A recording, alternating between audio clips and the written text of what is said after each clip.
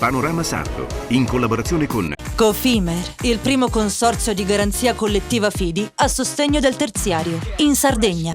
Suentu, vini nuovi da terre antiche.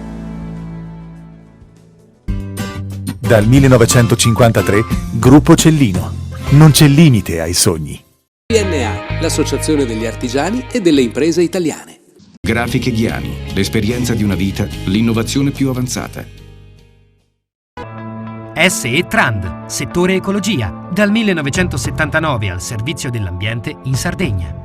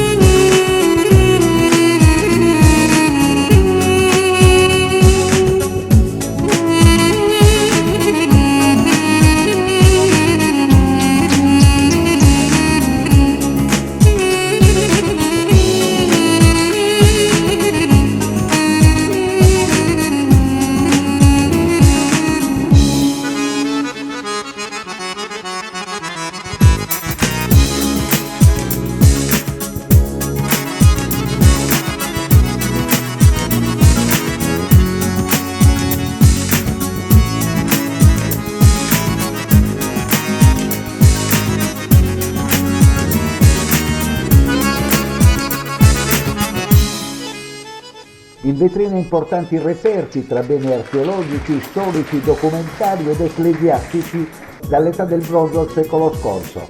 Si tratta di beni recuperati in operazioni di servizio e in attività subacquee, tra cui un manoscritto del 1592 sottratto dall'archivio diocesano del capoluogo sardo negli anni 70, riguardante il processo canonico con cui l'arcidiocesi di Cagliari riconobbe ufficialmente la storia e i miracoli attribuiti alla statua di Nostra Signora di Bonaria. Una mitragliera risalente al secondo conflitto mondiale, ritrovata a 50 metri di profondità nel Golfo di Cagliari, recuperata grazie alla collaborazione tra Soprintendenza e Nucleo Carabinieri Tutela del Patrimonio Culturale. Ma la mostra avrà anche un carattere didattico perché si rivolge agli studenti delle scuole superiori. È un progetto per la sensibilizzazione dei cittadini sui temi della salvaguardia e tutela dei beni culturali. Coinvolge i giovani sardi sull'importanza della tutela dei beni archeologici sardi, oltre a far conoscere l'operato del Nucleo Carabinieri per la tutela del patrimonio. Questa mostra sicuramente avrà un ottimo e sicuro successo. Attirerà presenze turistiche importanti ed è anche un'occasione per l'economia non solo di Barumini ma anche del territorio circostante, che vuol dire ricchezza, che vuol dire benessere, vuol dire occupazione. Comunque anche il lavoro del Nucleo Carabinieri ha intensificato la loro attività nei siti subacquei per il recupero di preziosi beni e reperti culturali. E questa mostra anche darà all'azienda fondazione anche il ritorno alla normale attività e continuità aziendale. Ritorneranno gli stranieri, Chironi? Ma adesso purtroppo c'è un po' di tensione, superano il 50% e con tutte queste sanzioni sia da un punto di vista economico e finanziario degli Stati, creerà un po' di difficoltà sotto tutti gli aspetti e ci saranno ricadute negative anche sicuramente per la nostra azienda. In questi 15 anni, quanto è cresciuta Barumini a livello di visitatori e di comunicazione nel mondo? È cresciuta abbastanza, ci siamo dati da fare, siamo stati nello Stivale Italia a Firenze, Verona, a fare promozione, Bruxelles, Londra, a Colmar in Francia, Bruxelles abbiamo fatto anche una conferenza stampa, avevamo i nostri traduttori, insomma ci siamo abbastanza sacrificati per cercare di internazionalizzare l'azienda. Oggi chiaramente sarà questo Covid-19 ci ha dato anche un'opportunità, nel male c'è stata anche questa opportunità di usare la tecnologia, quindi usare la tecnologia vuol dire arrivare in capo al mondo nella digitalizzazione e quindi mirare anche capo al mondo, volevo dire, a potenziali flussi turistici importanti di altre nazionalità. Emanuele Lilliu, presidente della Fondazione Barumini, parliamo di questa novità che avete presentato. Questa è una mostra che ci deve aiutare a riflettere sulla tutela del patrimonio culturale e del grande lavoro che il nucleo tutela dei Carabinieri svolge qui in Sardegna. Fino a maggio quindi c'è una disponibilità quotidiana a ricevere visitatori? Assolutamente sì, questa mostra rimarrà aperta sino al 22 maggio e poi abbiamo in programma una grandissima mostra che stiamo predisponendo assieme al Museo Archeologico di Napoli e al Museo di Villa Giulia di Roma. Continua questo rapporto di amicizia con Pompei? Continua il grande rapporto di amicizia con il Museo Archeologico di Napoli, che è uno dei più grandi musei archeologici del mondo, e la collaborazione con altri importanti musei italiani. Quali sono le altre novità che avete in programma per questo 2022?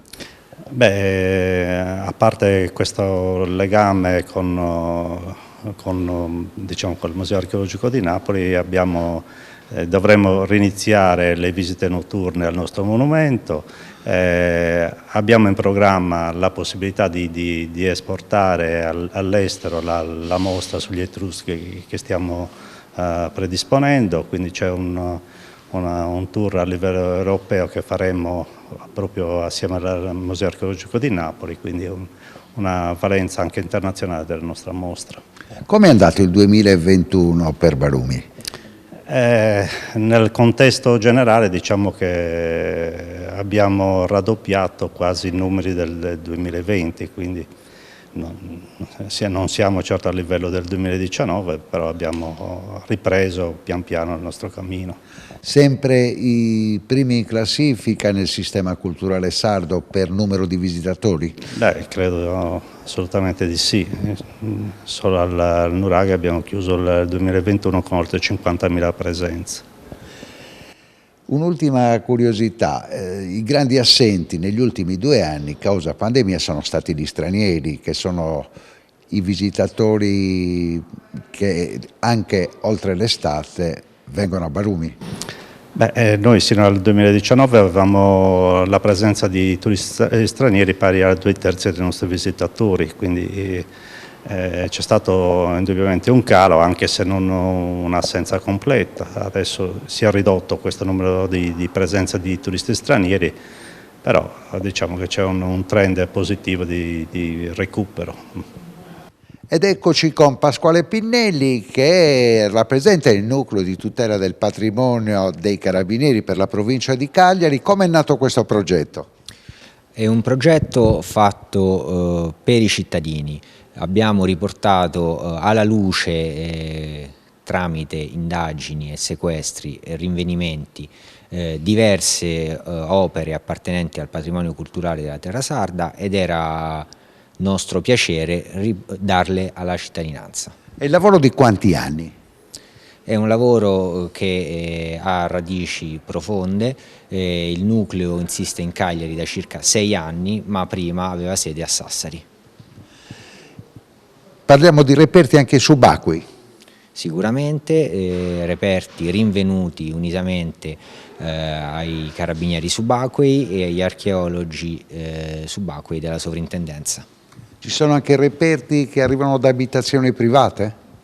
Abbiamo effettuato anche dei sequestri di anfore e bronzetti ritrovati in abitazioni private.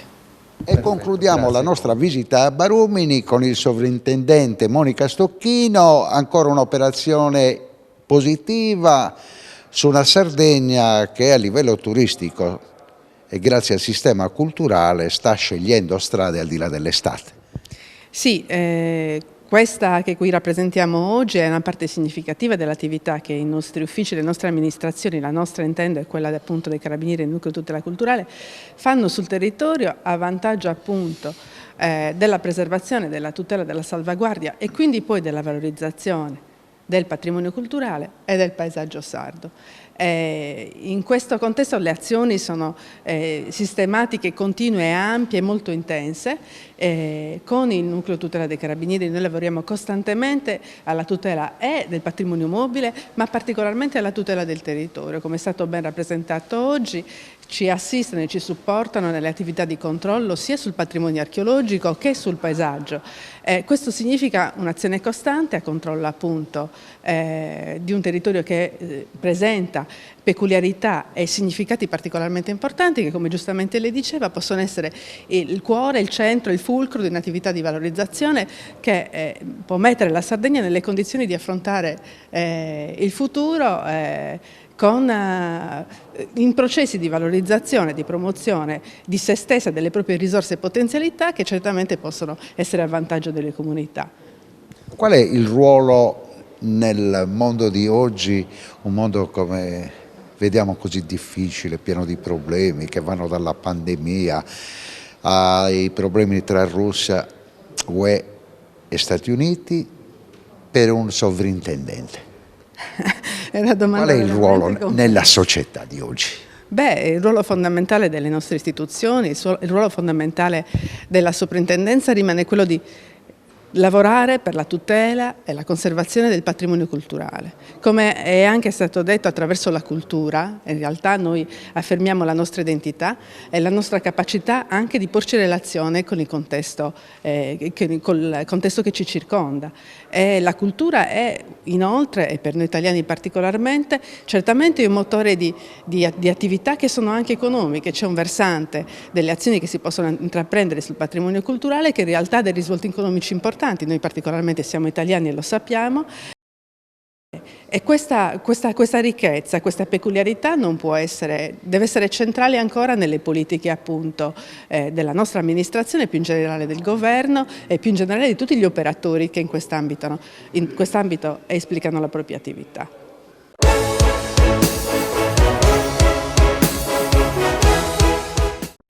Cofimer, Consorzio di Garanzia Collettiva Fidi, dal 1977 a sostegno del terziario. Il partner migliore nella ricerca di finanziamento più adatto a voi e nella trattativa per ottenere un fido alle migliori condizioni. Cofimer, il primo consorzio di garanzia collettiva Fidi a sostegno del terziario, in Sardegna.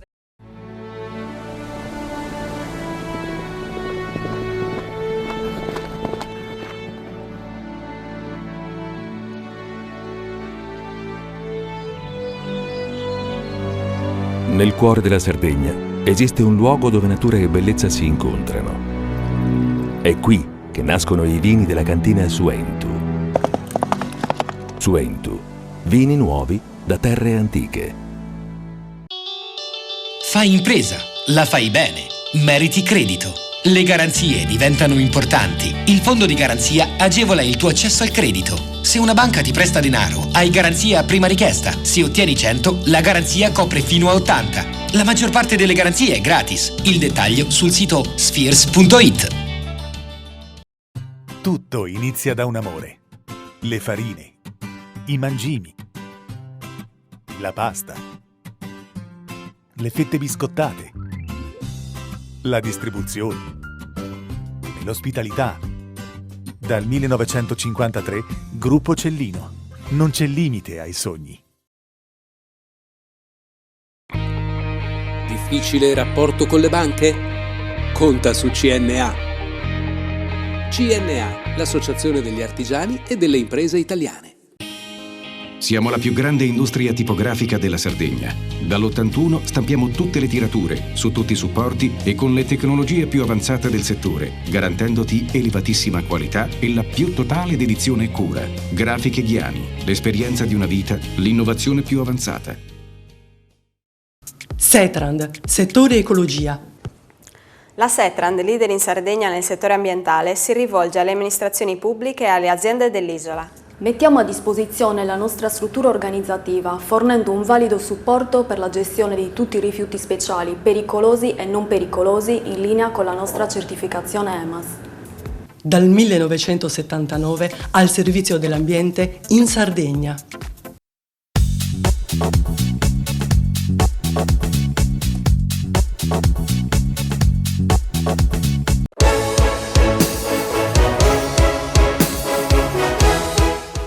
Abbiamo lasciato la novità che riguardava la mostra di Barumini, Thesaurus, e adesso ritorniamo ai temi dell'economia e lo facciamo con la CNA, che è il nostro partner storico di trasmissione, perché con i suoi report ci dà notizie e novità.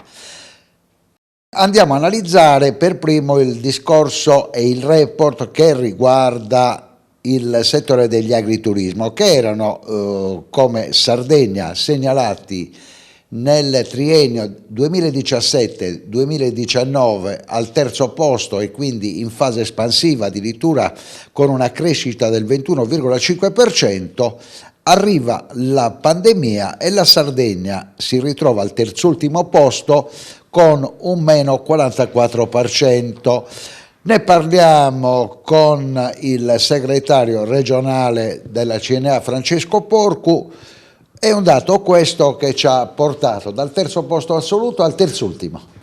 Sì, come lei ricordava, i dati sono questi: un settore importante, in crescita, che nel periodo pre-pandemico si è consolidato e che ormai è davvero un segmento di mercato che può offrire un contributo importante a tutto il sistema turistico regionale.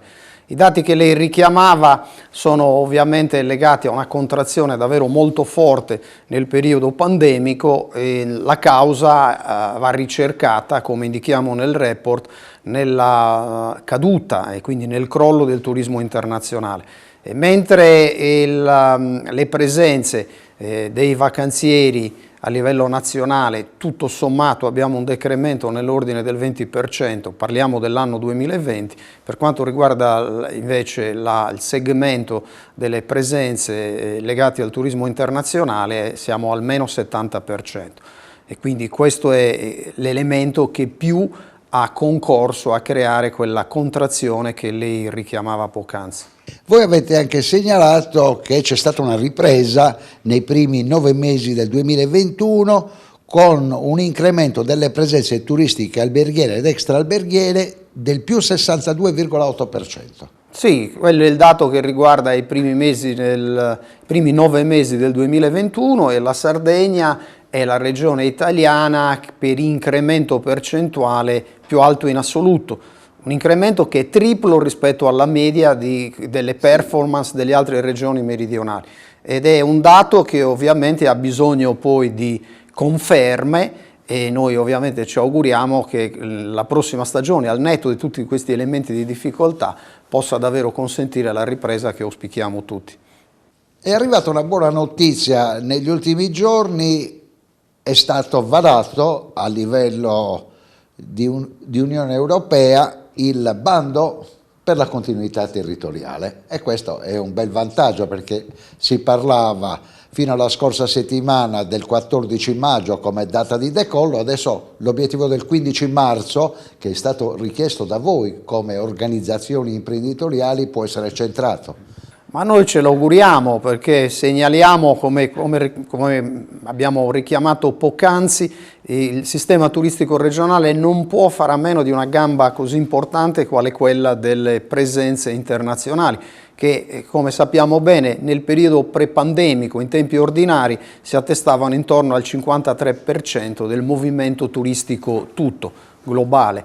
E quindi uno degli elementi di criticità che vanno sgombrati dal tavolo è quello che riguarda una soluzione definitiva, strutturale della continuità territoriale aerea. Noi abbiamo bisogno di certezze, così come ovviamente soprattutto gli operatori del settore, perché programmare la stagione turistica occorre avere dei mesi di tempo davanti, e noi ci auguriamo che le manifestazioni di interesse delle compagnie aeree arrivino nei tempi congrui e debiti e non alla scadenza del 15 maggio, perché tutto questo renderebbe ovviamente, creerebbe delle difficoltà e delle criticità alla stagione.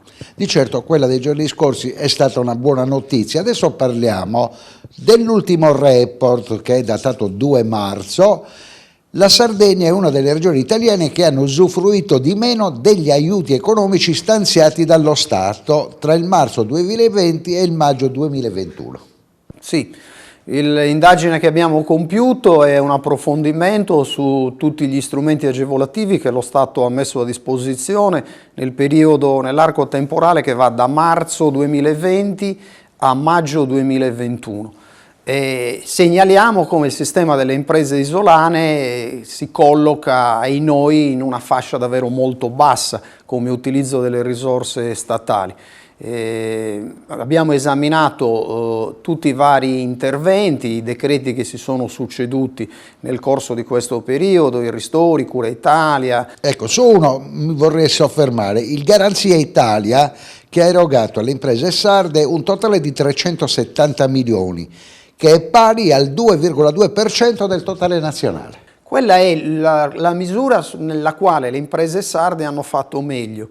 A differenza delle altre, come stavo dicendo, a differenza delle altre, le quali per esempio se parliamo dell'annualità 2020 su 108 miliardi, le imprese isolane hanno acquisito praticamente le briciole, 1,6 miliardi, che sarebbe a livello nazionale l'1,5%, con una dotazione media intorno ai 23.000 euro, che è un terzo di quanto percepito dalle imprese meridionali in termini, diciamo, di finanziamento. Quindi una quota davvero molto bassa. Così come sono state peraltro davvero molto basse anche le provvidenze che riguardano le altre provvidenze, gli altri strumenti di agevolazione.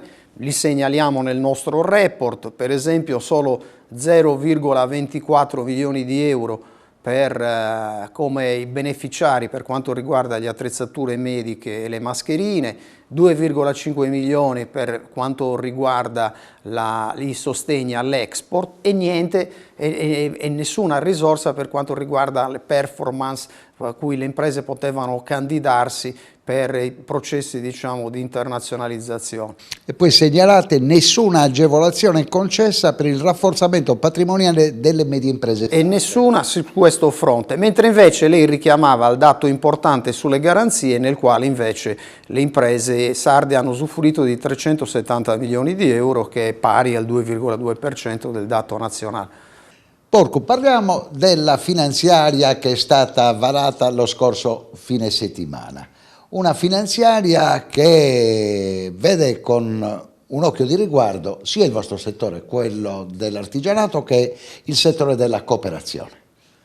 Sì, in finanziaria sono state introdotte delle misure che riguardano questi due settori. Per quanto riguarda l'artigianato è prevista una dotazione che serve a completare e a rendere agibile e pienamente operativa la legge 949. È prevista una dotazione di misura ancora più rilevante per quanto riguarda il contratto del commercio, parliamo di 30 milioni di euro, anche lì con un intervento per costruire una modalità, come dire, operativa sulla 949 che verrebbe estesa anche al comparto del commercio. E quindi oltre alle misure che abbiamo già commentato di contrasto allo spopolamento, che assorbono soprattutto nel triennio una dotazione davvero importante di risorse finanziarie. Situazione del settore delle costruzioni dopo tutto quello che è successo negli ultimi giorni? Ma abbiamo un settore che era impegnato in un vero e proprio boom nella parte finale dell'anno, al netto di alcuni problemi di natura normativa che hanno un po' complicato la vita per alcune misure come il superbonus, il bonus facciate. Siamo ancora in una condizione in cui le imprese hanno una domanda davvero molto forte da evadere. Ecco, ma non c'è il rischio, Porcu, di scivolare nel nero un'altra volta? Ma il rischio in questa fase è che le misure sono ancora pienamente operative, ma ciò che sta accadendo, la guerra, abbiamo la guerra ormai in Europa, alle porte di casa, e quindi che va a sommare tutti gli elementi di incertezza che già avevamo e che erano quelli che poi riguardavano i rincari delle materie prime, pensiamo solo alla bolletta energetica e all'energia, sono tutti elementi che si ripercuotono in maniera davvero molto pesante sul settore e ovviamente aprono una fase inedita e di assoluta incertezza, che speriamo questi elementi di incertezza possano davvero diradarsi. Chi sta pagando il prezzo più salato sono i vostri operatori del settore dei trasporti, con l'aumento dei costi dei carburanti. Il settore dei trasporti è in assoluto quello più colpito, ma a ruota il rincaro delle materie prime, soprattutto della bolletta energetica, si spalma ormai in maniera, chiamiamola così, universale su tutta la platea delle imprese e su tutti i segmenti di attività. Grazie davvero Francesco Porcu, segretario regionale della CNA, la Confederazione Nazionale degli Artigiani.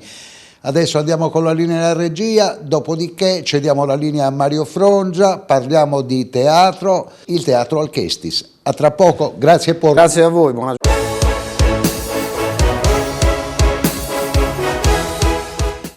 Cofimer, consorzio di garanzia collettiva Fidi, dal 1977 a sostegno del terziario. Il partner migliore nella ricerca di finanziamento più adatto a voi e nella trattativa per ottenere un fido alle migliori condizioni. Cofimer, il primo consorzio di garanzia collettiva Fidi a sostegno del terziario, in Sardegna.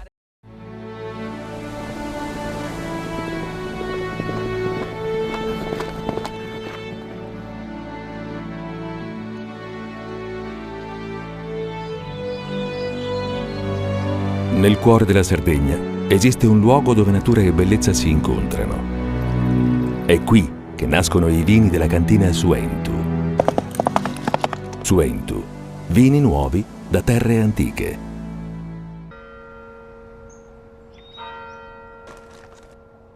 E tu? Filiere ghinisesi. È nata la pasta Ercole.0, l'unica di filiera sarda al 100%, certificata dal grano alla tavola. Scopri il nuovo gusto Cellino nel tuo supermercato di fiducia.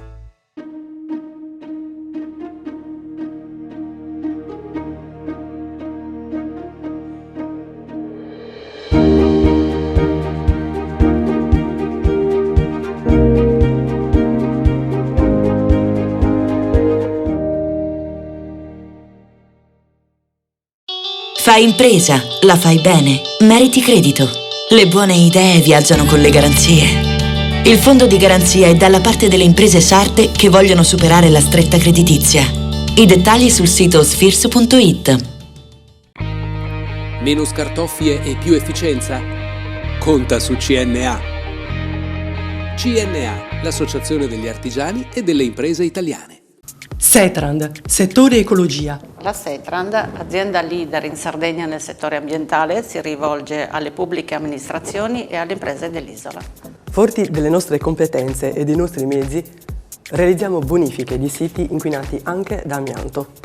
Dal 1979 al servizio dell'ambiente in Sardegna.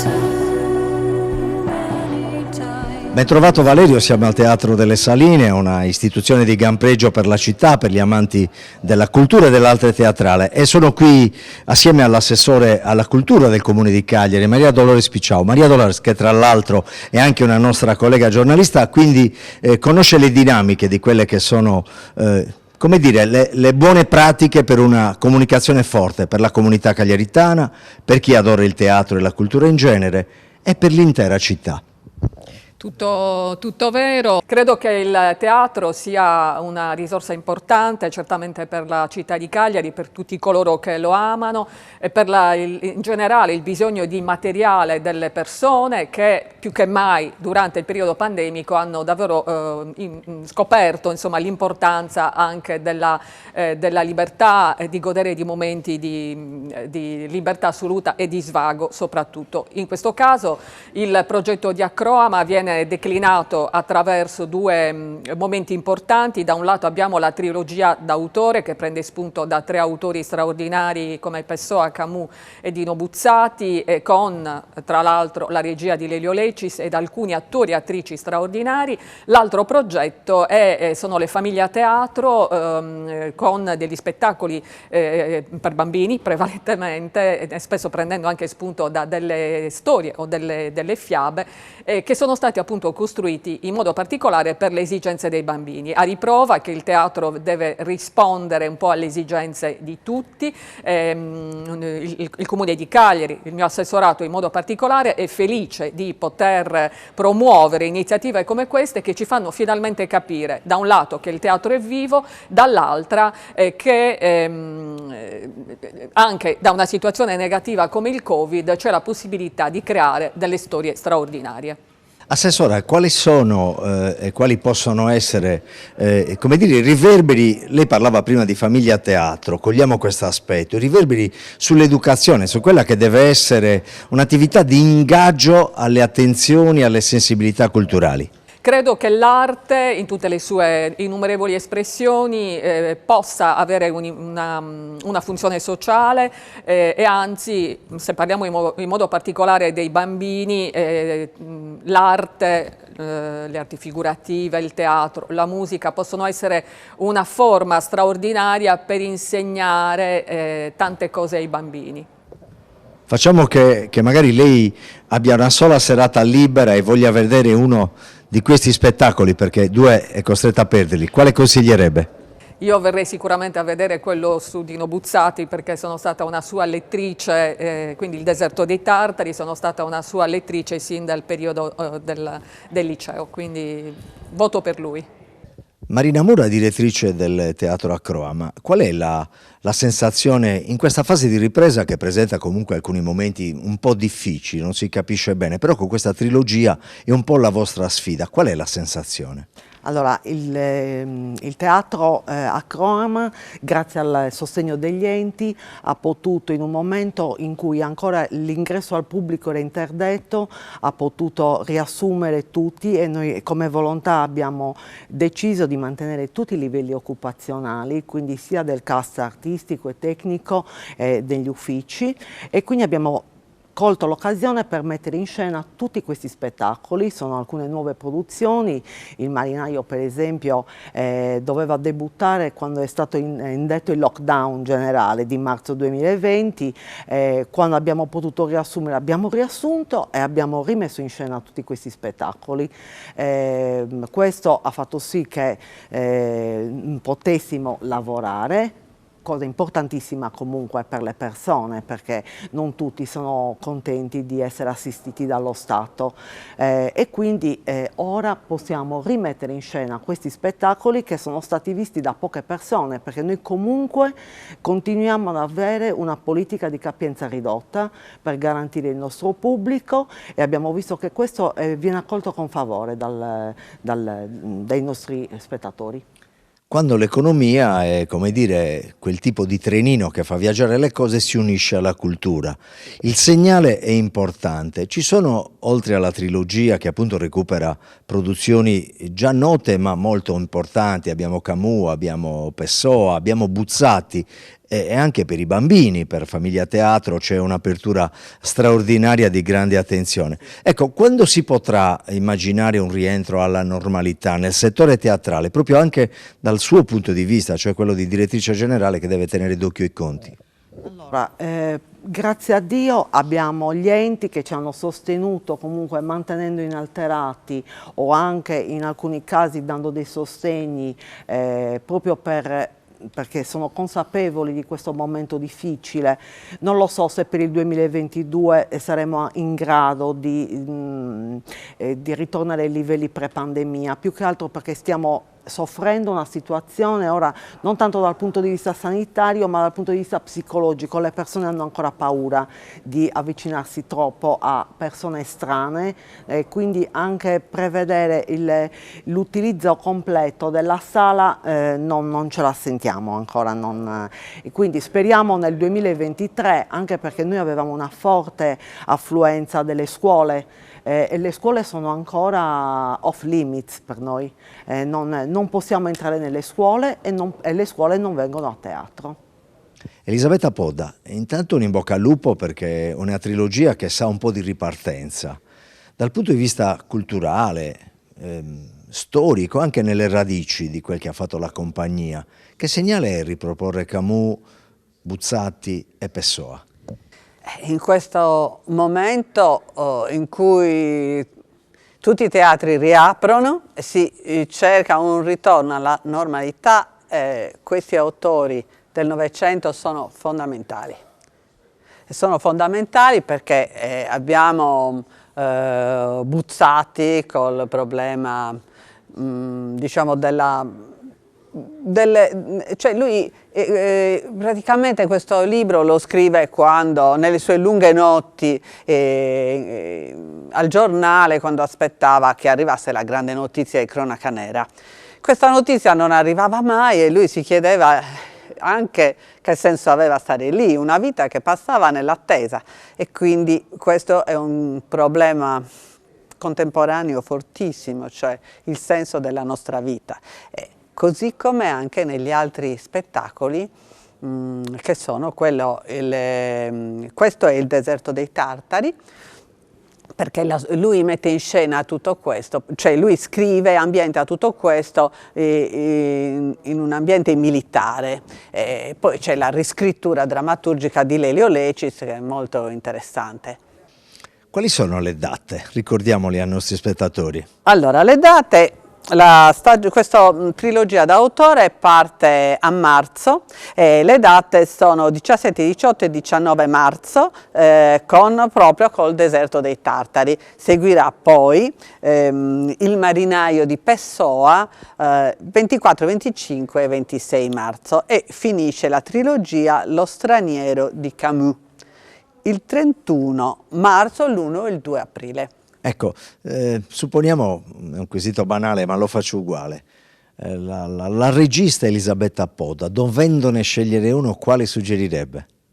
Questo è molto difficile, perché io li ho visti tutti e tre e li amo tutti e tre. Li amo tutti e tre perché sono dei testi molto difficili per un regista. Per esempio Il marinaio di Pessoa. Difficilmente è un regista, sono pochissime le trasposizioni teatrali per quanto è stato scritto per il teatro, ma la situazione è così... complicata e in evoluzione? No, non è complicata in evoluzione, è un po' sospesa e quindi Il marinaio è come una poesia. Scegliamone uno. Scegliamone uno, hai ragione. Allora io direi... Il deserto, partite col deserto dei Tartari, che è il primo, dove c'è un Simeone Lattini pazzesco, è l'attore che interpreta il personaggio di Drogo, è veramente una grande prova d'attore.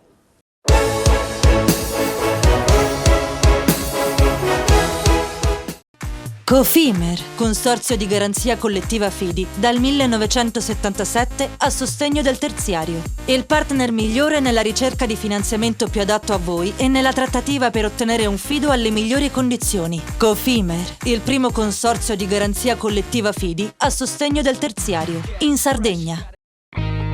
Nessuno lotta per la tua impresa? conta su CNA. CNA, l'Associazione degli Artigiani e delle Imprese Italiane. Siamo la più grande industria tipografica della Sardegna. Dall'81 stampiamo tutte le tirature, su tutti i supporti e con le tecnologie più avanzate del settore, garantendoti elevatissima qualità e la più totale dedizione e cura. Grafiche Ghiani, l'esperienza di una vita, l'innovazione più avanzata. Tutto inizia da un amore. Le farine, i mangimi, la pasta, le fette biscottate, la distribuzione e l'ospitalità. Dal 1953, Gruppo Cellino. Non c'è limite ai sogni. Fai impresa, la fai bene, meriti credito. Non c'è solo il credito bancario. Con i mini bond e le cambiali finanziarie coperti dal fondo di garanzia, i tuoi progetti trovano nuovi investitori che credono in te. Contatta Spheres.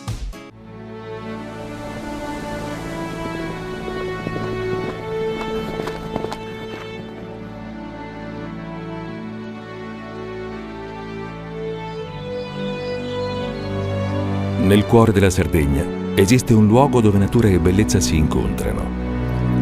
È qui che nascono i vini della cantina Suentu. Suentu, vini nuovi da terre antiche.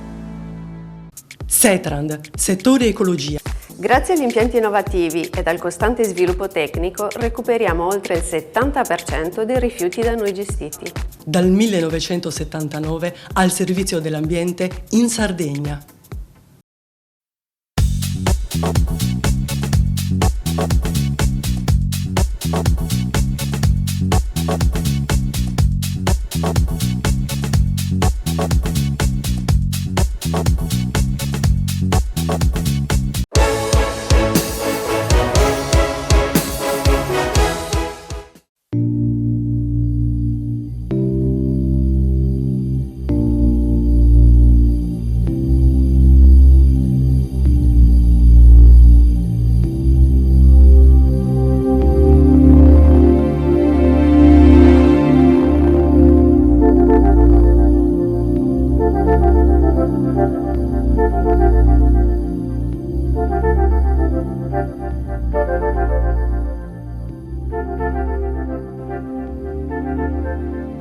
Appuntamento nell'aula magna della Facoltà di Medicina per la presentazione dei risultati del progetto Green Big Up, un progetto che ha come obiettivo lo sviluppo di una tecnologia ecosostenibile per il disinquinamento finalizzata alla riqualificazione di aree degradate per effetto di contaminazione da idrocarburi. L'applicazione di masse bilanciate di sostanze organiche può agire sui parametri fisico-chimici del substrato, migliorando la funzione nutrizionale del terreno e la capacità di ospitare specie vegetali pioniere anche in aree degradate ed inquinate nell'ottica dell'attuazione di pratiche di bonifica nelle aree inquinate da idrocarburi. Spieghiamo al telespettatore di cosa parliamo.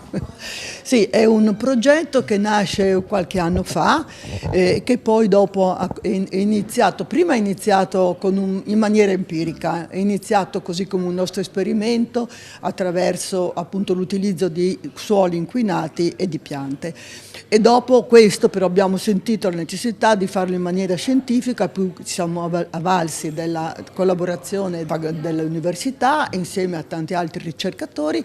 Che piante sono? Sono piante speciali? No, sono lentischi per esempio, sono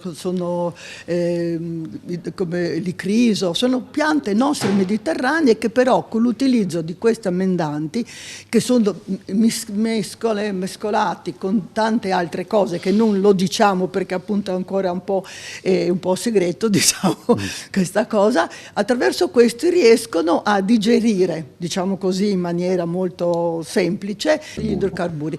E così poi dopo, una volta che i terreni sono emendati attraverso questi substrati, poi dopo si possono inserire anche le piante e di conseguenza hanno veramente una rivegetazione del suolo abbastanza veloce.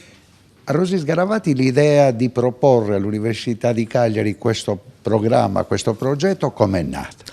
Come vi ho detto, già l'avevamo 2 anni prima in mente di una cosa del genere, perché io sono stata molto in Azerbaigian, dove appunto ci sono dei suoli estremamente inquinati, delle vastissime zone, e si sentiva fin da quel tempo diciamo così, la necessità di utilizzare questi suoli, perché il paese non è così molto grande, di utilizzare questi vastissimi suoli inquinati per poterli utilizzare. E per cui da questi miei viaggi, diciamo così, e dai contatti con l'Università di Baku e l'Accademia delle Scienze, avevamo sempre sentito la necessità di avere la possibilità di fare questo progetto. Poi come ha dopo sono accolto passati- l'idea all'Università di Cagliari? Sono stati subito molto molto entusiasti di questo progetto, l'hanno accolto molto bene, abbiamo cominciato a lavorare insieme, perché l'abbiamo anche fatto insieme con Sardegna Ricerche, che ci ha aiutato, di conseguenza abbiamo fatto un progetto. I progetti sono sempre così un po' lunghi, anche un po' difficili, parte dal 2018 e abbiamo finito in gennaio di quest'anno. Ed eccoci con Paolo Caglioni, che è responsabile del progetto BCAP. Chiediamo il suo aiuto per spiegare al telespettatore in maniera elementare di cosa stiamo parlando. Allora, buonasera. Intanto il progetto si occupa di ottenere il disinquinamento dei suoli attraverso l'utilizzo di materiali naturali. Quindi noi utilizziamo della sostanza organica, del materiale organico, con cui arricchiamo il suolo per fare in modo di far lavorare dei microrganismi che insieme alle piante che utilizziamo, perché in questo progetto vengono utilizzate si lavora sia sui microrganismi che sulle piante, allora in questo modo piante e microrganismi riescono a degradare gli idrocarburi. A livello nazionale un progetto di questo tipo si è già sviluppato?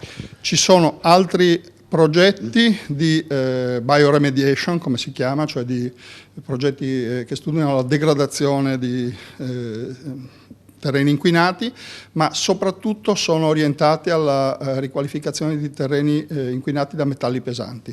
Ci sono comunque a livello internazionale alcune esperienze, ma questo progetto è un progetto assolutamente innovativo e che non perché è stato tratta ancora... l'inquinamento da idrocarburo. Esatto. In quanto tempo la pianta è in grado di bonificare? La pianta e i microrganismi insieme. Noi abbiamo avuto dei risultati veramente molto incoraggianti, nel senso che in un arco di tempo di circa 1 anno siamo riusciti a ottenere un abbattimento molto significativo dell'idrocarburo all'interno del suolo. Un discorso di questo tipo si può svolgere su quella che è l'attualissima programmazione del PNRR?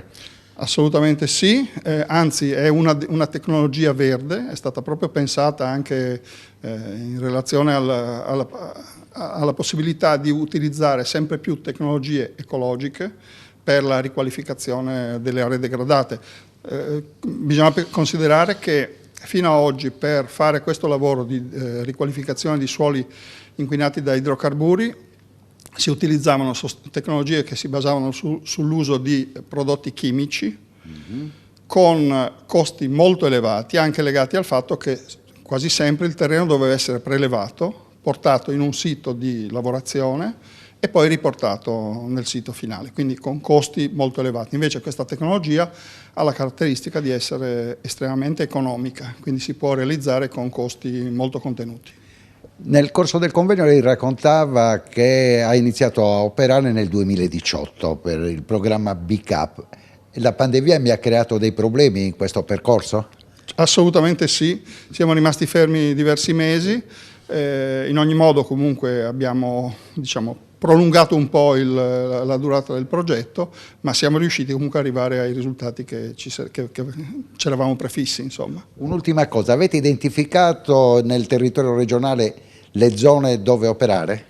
No, questo non era compito di questo progetto, ma sia a livello regionale che a livello nazionale che a livello internazionale ci sono veramente una moltitudine di siti inquinati da idrocarburi a cui si può applicare questa tecnologia.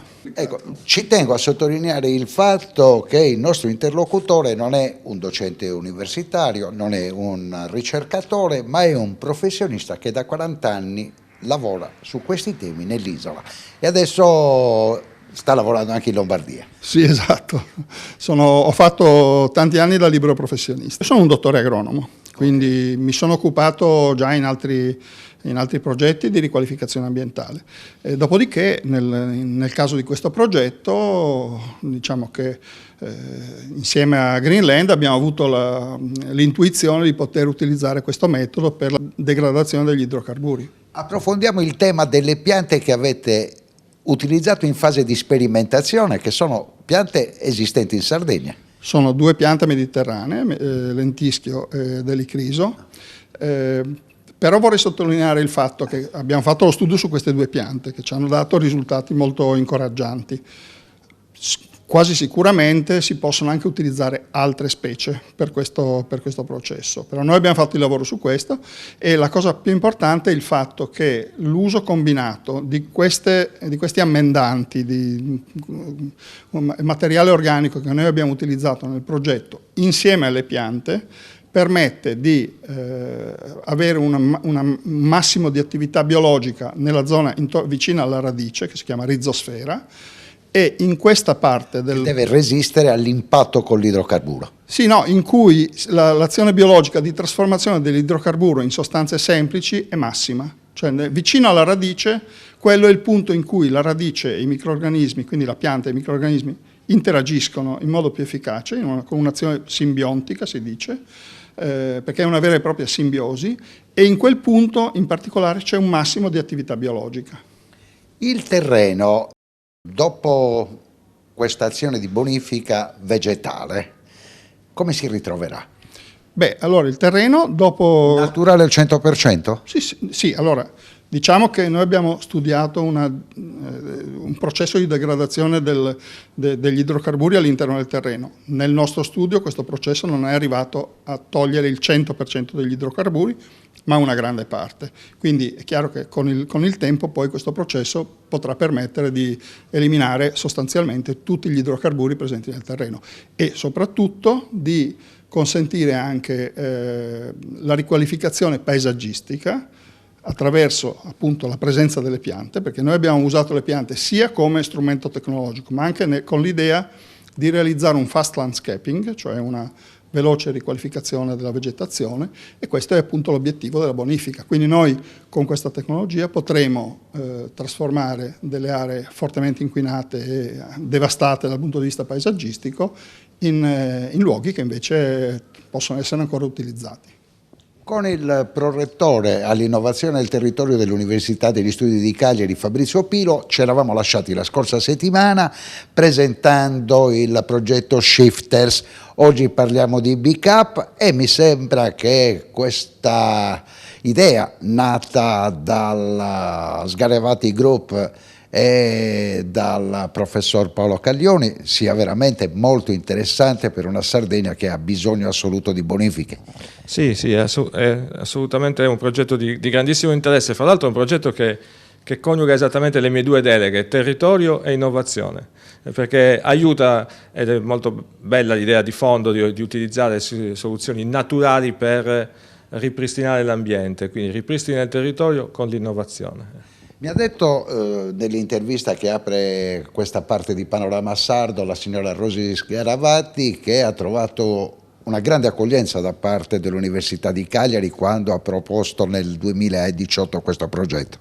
Sì, senz'altro sì, ma la signora Sgaravati è molto attiva e ha saputo stimolare l'Università di Cagliari, ma l'Università di Cagliari in realtà non ha bisogno di essere stimolato per questo tipo di progetti, siamo veramente molto contenti di poter lavorare col territorio per il territorio. Chiedo anche a lei, questo discorso è in linea perché è green, perché parla di bonifiche e di recupero di territori inquinati con il PNRR? Assolutamente in linea per la tematica, è in linea perché ambisce a fare innovazione partendo dalla cultura e dalla ricerca, quindi sia la tematica sia il modo in cui la tematica viene trattata e svolta sono assolutamente in linea col PNRR. Grazie professor Pilo, adesso andiamo con la linea della regia, rimaniamo in ambito dell'Università di Cagliari e vediamo la protesta degli studenti ucraini che studiano nella facoltà cagliaritana. Grazie professor Pilo. Grazie.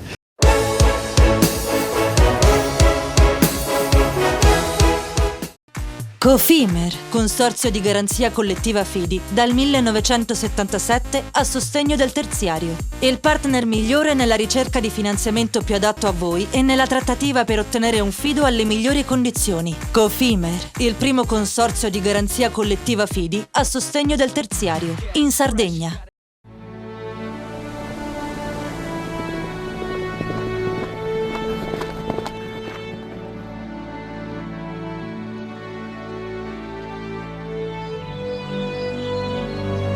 Nel cuore della Sardegna esiste un luogo dove natura e bellezza si incontrano. È qui che nascono i vini della cantina Suentu. Suentu, vini nuovi da terre antiche. Siamo la più grande industria tipografica della Sardegna. Dall'81 stampiamo tutte le tirature, su tutti i supporti e con le tecnologie più avanzate del settore, garantendoti elevatissima qualità e la più totale dedizione e cura. Grafiche Ghiani, l'esperienza di una vita, l'innovazione più avanzata. Tutto inizia da un amore. Le farine, i mangimi, la pasta, le fette biscottate, la distribuzione e l'ospitalità. Dal 1953, Gruppo Cellino. Non c'è limite ai sogni. Meno scartoffie e più efficienza? Conta su CNA. CNA, l'associazione degli artigiani e delle imprese italiane. Fai impresa, la fai bene, meriti credito. Le garanzie diventano importanti. Il fondo di garanzia agevola il tuo accesso al credito. Se una banca ti presta denaro, hai garanzia a prima richiesta. Se ottieni 100, la garanzia copre fino a 80. La maggior parte delle garanzie è gratis. I dettagli sul sito sfirso.it.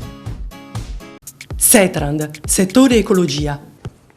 La Setrand, leader in Sardegna nel settore ambientale, si rivolge alle amministrazioni pubbliche e alle aziende dell'isola. Mettiamo a disposizione la nostra struttura organizzativa, fornendo un valido supporto per la gestione di tutti i rifiuti speciali, pericolosi e non pericolosi, in linea con la nostra certificazione EMAS. Dal 1979 al servizio dell'ambiente in Sardegna.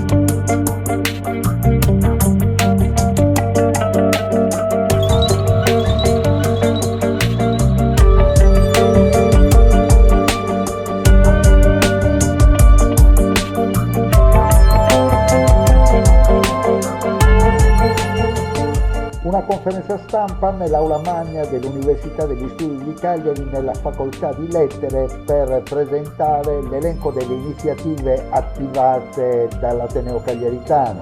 Per gli studenti ucraini esonero dal pagamento delle tasse universitarie, 10 borse di studio per un importo pari a 6.250 euro.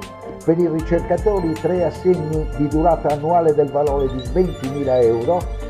Corsi di lingua italiana gratuiti in favore degli studenti e dei docenti ucraini che arriveranno nei prossimi giorni in Sardegna. Ricordiamo, così come è stato fatto nel corso della conferenza stampa, che le donne di nazionalità ucraina che lavorano in Sardegna sono circa 8.000. Subito dopo la prima fase, quindi proprio i primi attacchi, noi ci siamo interrogati e ci siamo chiesti cosa potevamo fare. Innanzitutto con la ricognizione di quante persone dall'Ucraina ospitiamo come studenti all'Università degli Studi di Cagliari, i nostri rapporti internazionali, i nostri studenti che sono in giro. Poi abbiamo subito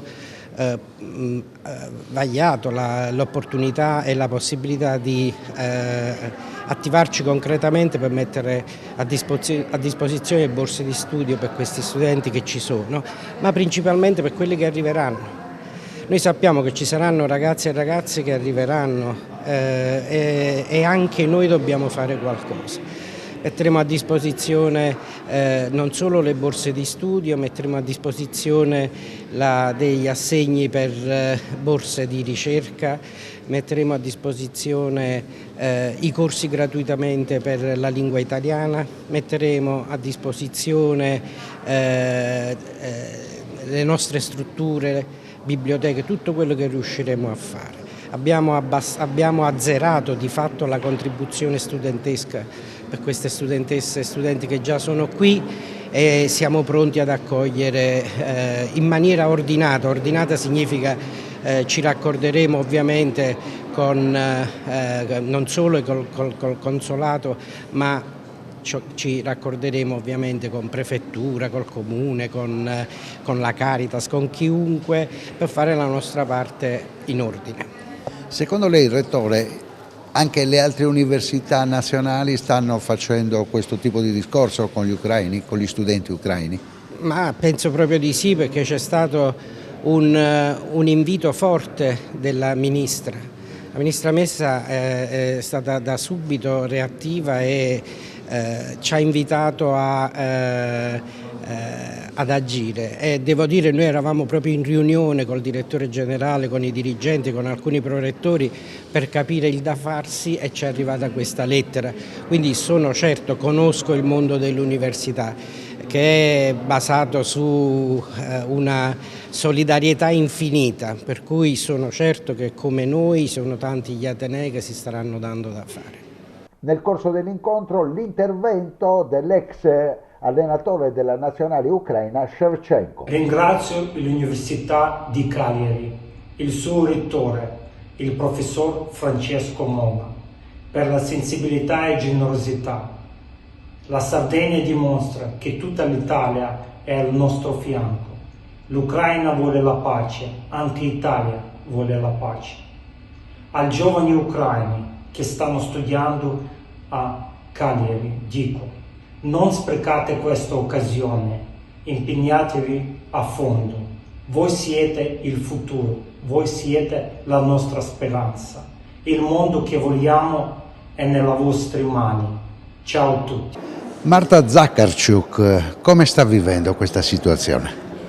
Purtroppo male, perché in Ucraina ci sono tutti i miei parenti, i miei nonni, mio padre, i miei zii che ovviamente non possono uscire.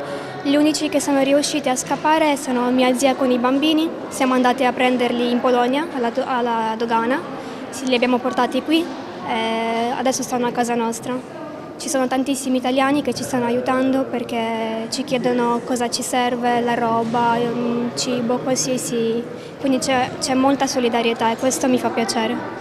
Che cosa ti hanno raccontato delle vicende che stanno caratterizzando la vita dell'Ucraina dal 24 febbraio? Io sono vicino a 400 km da Kiev e lì per adesso, grazie a Dio, è più tranquillo. Però ci sono molte sirene, allarmi e durante la giornata ce ne sono tantissime e devono sempre scappare sottoterra e rifugiarsi lì. Poi da noi c'è ancora freddo. I bambini piangono, molti negozi non si trova più niente, soprattutto le medicine. Come mai sei in Sardegna? Mia mamma lavorava qui e quando avevo 14 anni ho deciso di venire qui anch'io. E oltre a tua mamma ci sono altri familiari? No, qui solo mia mamma. E il papà? In Ucraina. E ha deciso di combattere? No, però potrebbe essere chiamato da un momento all'altro perché ha 55 anni. E concludiamo con Maria Julia Fernandez che rappresenta questi ragazzi che usufruiranno del coordinamento dell'Università di Cagliari. Allora, il console onorario dell'Ucraina ha fatto un invito precedentemente la settimana scorsa al Ministero dell'Interno dell'Ucraina per accogliere un gruppo di ragazzi, di bambini, del quale lui è tutore. A sua volta il console tempo addietro già aveva iniziato delle trattative per poter attivare una amicizia, un intercambio con le diverse università, tanto è che l'anno scorso aveva anche inviato una lettera al nostro presidente Cristian Solinas per poter dare il via a un gemellaggio. Infatti adesso vorrò esporlo anche al magnifico rettore e presentare, infatti ho portato la documentazione così lui può visionare e casomai metterlo anche attivarlo qui. L'iniziativa dell'Università di Cagliari di offrire questa accoglienza agli studenti universitari è importantissimo perché ci sono tanti ragazzi che stanno chiedendo anche di essere accolti qui. E ne arriveranno tanti altri. Sicuramente, man mano che passano le ore, se la situazione continua ad andare avanti, non si trova una mediazione, sicuramente la Sardegna poi è molto ambita, per tutti hanno un parente, un nipote, qualcuno che vogliono far arrivare in questa bellissima terra che anche climaticamente è importante. Molti dei quali studiano all'università. Esattamente, sì. Anche nonne, qua ci sono anche nonne che hanno i propri nipoti che stanno richiamando a venire qui perché c'è tranquillità. La vostra organizzazione come li aiuta? In questo momento l'associazione Ucraina in Sardegna è l'associazione ufficiale del consolato onorario. Come il gruppo di ragazzi sono due missioni, allora il consolato ha due missioni in atto, una è la parte di andare a prendere i bambini e portarli, e questa è una missione e segue tutta una strada a sé dove stiamo vedendo non solo per l'accoglienza ma anche l'assistenza durante tutta la permanenza. Questi bambini non saranno adottati perché ritorneranno nella loro patria e comunque hanno un tutore, non sono soli, sono accompagnati con regolare passaporto. E poi abbiamo come consolato il console onorario da seguire, da assistere chi si presenta volontariamente e diamo le informazioni come devono fare per registrarsi nell'ingresso nel paese, la documentazione, permessi di soggiorno, tutto ciò che adesso tramite il DPCM e l'ordinanza della protezione civile si può mettere in atto.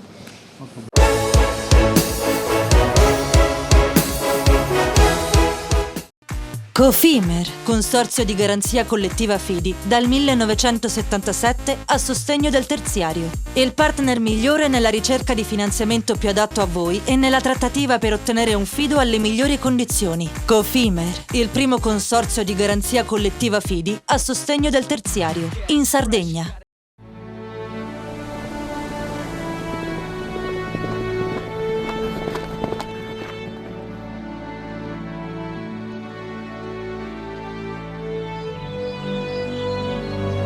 Nel cuore della Sardegna esiste un luogo dove natura e bellezza si incontrano. È qui che nascono i vini della cantina Suentu. Suentu, vini nuovi da terre antiche. Siamo la più grande industria tipografica della Sardegna. Dall'81 stampiamo tutte le tirature, su tutti i supporti e con le tecnologie più avanzate del settore, garantendoti elevatissima qualità e la più totale dedizione e cura. Grafiche Ghiani, l'esperienza di una vita, l'innovazione più avanzata. Tutto inizia da un amore. Le farine, i mangimi, la pasta, le fette biscottate, la distribuzione e l'ospitalità. Dal 1953, Gruppo Cellino. Non c'è limite ai sogni. Meno scartoffie e più efficienza? Conta su CNA. CNA, l'associazione degli artigiani e delle imprese italiane. Fai impresa, la fai bene, meriti credito. Le garanzie diventano importanti. Il fondo di garanzia agevola il tuo accesso al credito. Se una banca ti presta denaro, hai garanzia a prima richiesta. Se ottieni 100, la garanzia copre fino a 80. La maggior parte delle garanzie è gratis. I dettagli sul sito sfirso.it. Setrand, settore ecologia. La Setrand, leader in Sardegna nel settore ambientale, si rivolge alle amministrazioni pubbliche e alle aziende dell'isola. Mettiamo a disposizione la nostra struttura organizzativa, fornendo un valido supporto per la gestione di tutti i rifiuti speciali, pericolosi e non pericolosi, in linea con la nostra certificazione EMAS. Dal 1979 al servizio dell'ambiente in Sardegna.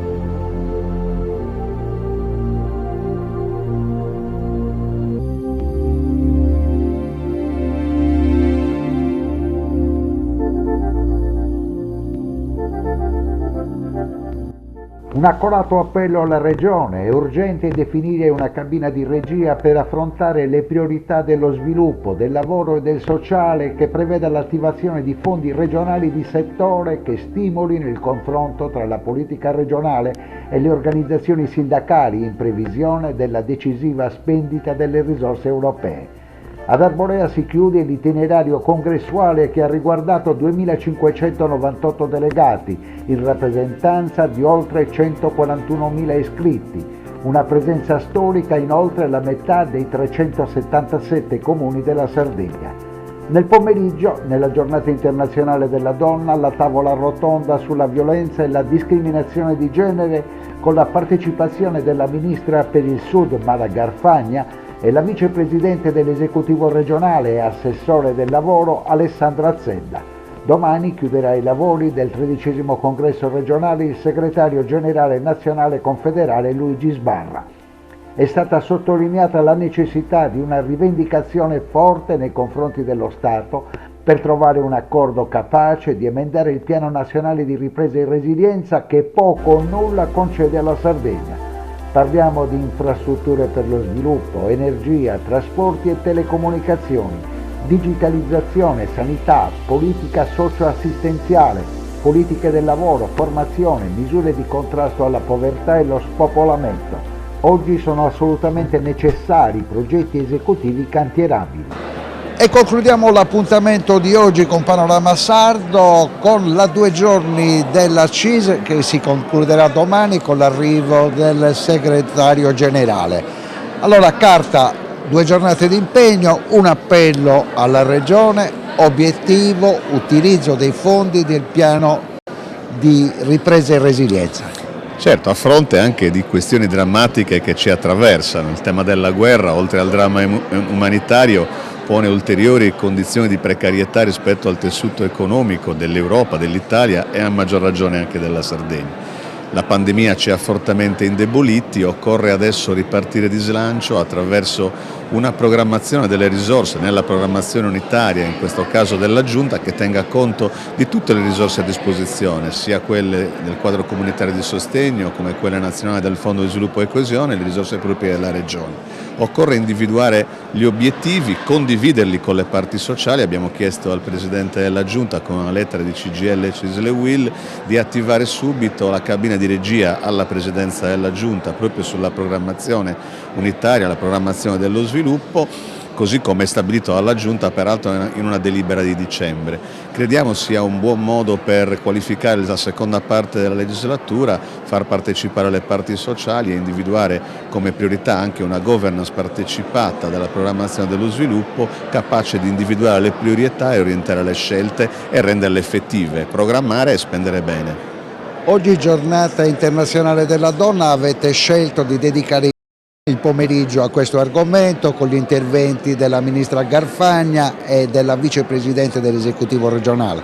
Certo, il tema delle disuguaglianze, il tema della parità di genere è un tema direi primario dell'organizzazione della CISL. È un po' il tema del congresso e la scelta della data non è stata affatto casuale, è un impegno concreto di tutta l'organizzazione in questa direzione, non è un fatto che riguarda solo le donne, riguarda le nostre comunità, riguarda tutti, riguarda anche gli uomini, riguarda le famiglie, riguarda la costruzione della nostra società. Abbiamo deciso di dedicare anche un focus stasera con un ragionamento importante anche di figure femminili impegnate in vari percorsi sia istituzionali che politici che sindacali e dell'impegno sociale e istituzionale, per mettere al centro questi temi e esaminare quali sono le criticità e cosa possiamo concretamente tutti fare in direzione proprio dell'emancipazione, in direzione delle pari opportunità. È un impegno forte della CISL, deve essere un impegno forte di tutti e soprattutto occorre anche parlare del tema e non tacerlo, del tema delle violenze. Si combatte parlandone, si combatte facendo crescere una cultura della fratellanza e della non violenza, soprattutto nei confronti delle persone deboli e in questo caso delle donne. Spesso questa violenza alle chiavi di casa, bisogna estirpare questo male. Anche perché la donna è stata quella che ha pagato il prezzo più salato nei 2 anni di pandemia. Certo, la donna nel mondo del lavoro è quella che ancora paga di più e ha pagato di più anche in corso di pandemia. Sono tante le donne che hanno dovuto scegliere tra il lavoro e la famiglia, per esempio, e non sono affatto tornate al lavoro dopo la pandemia per una serie di ragioni. Ecco, da questo punto di vista anche una delle dignità sottolineate, richiamate dal Presidente della Repubblica è quella per le donne di non dover per forza scegliere tra famiglia e lavoro. Questa è una grande conquista di civiltà. Donna protagonista anche nel momento della guerra e ricordiamo le migliaia di donne che lavorano nell'isola di nazionalità ucraina. Una grande prova di coraggio in direzione della libertà, della difesa della libertà, non solamente del popolo ucraino, l'esempio delle donne, degli anziani, di tutto il popolo ucraino è un monito per tutti in Europa e nel mondo in difesa dei fondamentali diritti di libertà e di democrazia. Questo è un tema nel quale tutti dobbiamo essere impegnati e le donne, come al solito, costituiscono una forza della nostra società a tutti i livelli, a livello europeo, in questo caso a livello di un paese straordinario che dobbiamo tutti aiutare come siamo impegnati nel sindacato e nella società civile.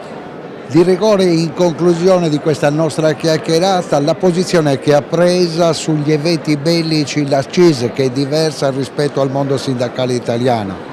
Beh, noi ovviamente propugniamo la pace, ma crediamo che non possa propugnarsi la pace senza aiutare anche queste persone a difendersi. Questo è un fatto sul quale credo che non bisogna avere ipocrisie, non ammette equidistanze questa cosa. Ci sono delle persone che vanno aiutate a difendersi, vanno aiutati a difendere la libertà di un paese, ci sono difficoltà per intervenire, ciò non di meno non occorre lasciarle da sole, con ogni possibilità di aiuto. Ed eccoci con Samuele Pidiu, che rappresenta come segretario generale la CGIL, e con Francesca Ticca, segretaria generale della UIL. Siete presenti al momento del 13° congresso della CISL e sicuramente chiedete le stesse cose che ha esposto nel suo intervento il segretario. Apertura del dialogo con la regione che è mancato spesso in questi 3 anni di lavoro dell'esecutivo Solinas. Senz'altro non solo per via della pandemia, ma anche per noi riteniamo una volontà politica che non c'è stata, il dialogo con la Regione Sardegna non ha funzionato sui temi fondamentali, non ha funzionato sulla ripresa, non ha funzionato sul problema sanitario che continua ad essere presente nella Regione Sardegna.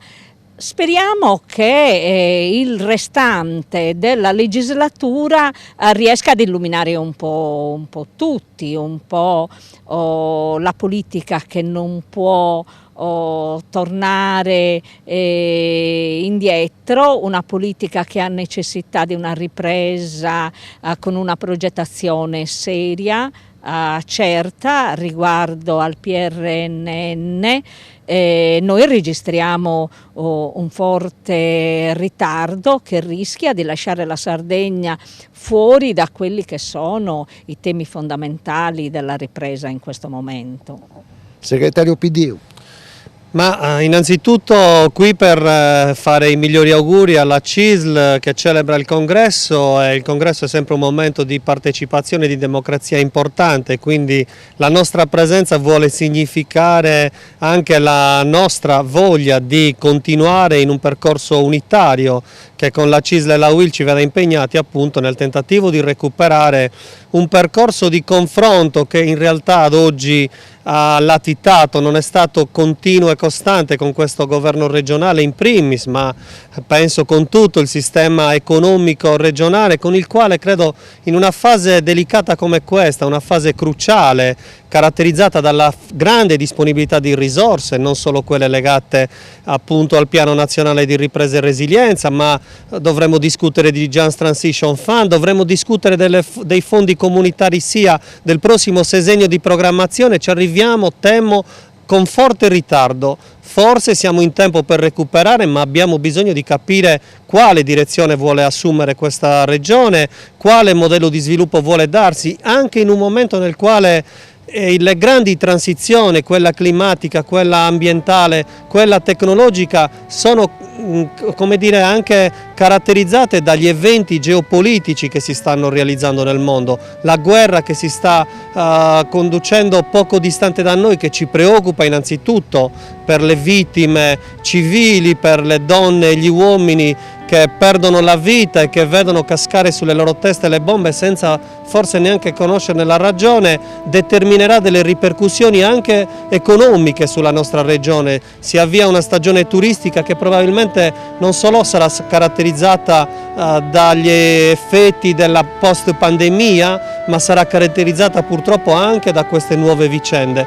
Noi pensiamo che una regione attenta a queste dinamiche debba confrontarsi con tutti i portatori di interessi, con le parti sociali, con le rappresentanze per arrivare insieme a progettare una nuova Sardegna che guardi al futuro facendosi forte delle opportunità che il presente ci offre. Concludiamo con Francesca Ticca. La guerra, la pandemia, 1000 problemi da risolvere, una stagione di grande difficoltà.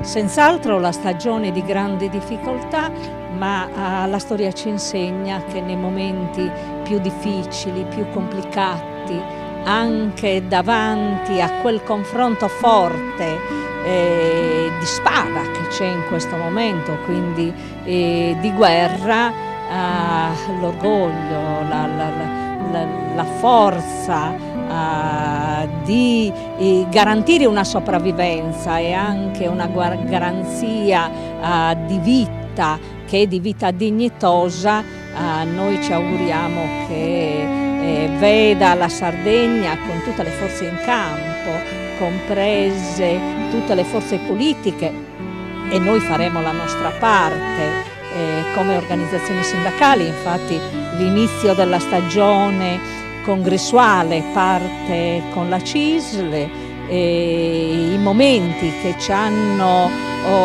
visto condividere i temi fondamentali con la CISL e la CGIL verranno senz'altro tradotti in una sintesi comune stamattina da Gavino Carta. Quindi tutte e tre le organizzazioni sindacali confederali ripartono da questo momento, e da questo momento ci auguriamo che, visti i temi sul tappeto che riguardano in termini specifici da vicino la Sardegna, basti pensare al problema energetico, al problema infrastrutturale, al problema anche degli armamenti che riguarda in termini specifici la presenza della NATO anche in Sardegna, portino tutti quanti a quel buon senso che in una rete comune può portare senz'altro a una ripresa. Serve alla Sardegna, serve ai sardi, ma serve senz'altro all'Europa e a tutti quei temi che in questo momento, anche drammatici, sono sul tappeto.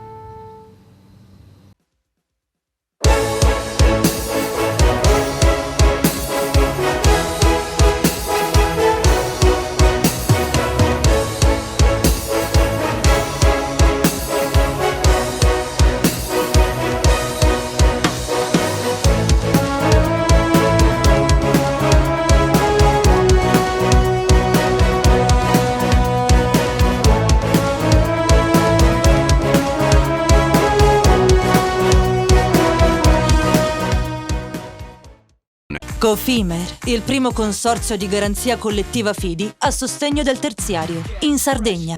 Suentu, vini nuovi da terre antiche. Dal 1953, Gruppo Cellino. Non c'è limite ai sogni. PNA, l'associazione degli artigiani e delle imprese italiane. Grafiche Ghiani, l'esperienza di una vita, l'innovazione più avanzata. SE Trand, settore ecologia, dal 1979 al servizio dell'ambiente in Sardegna.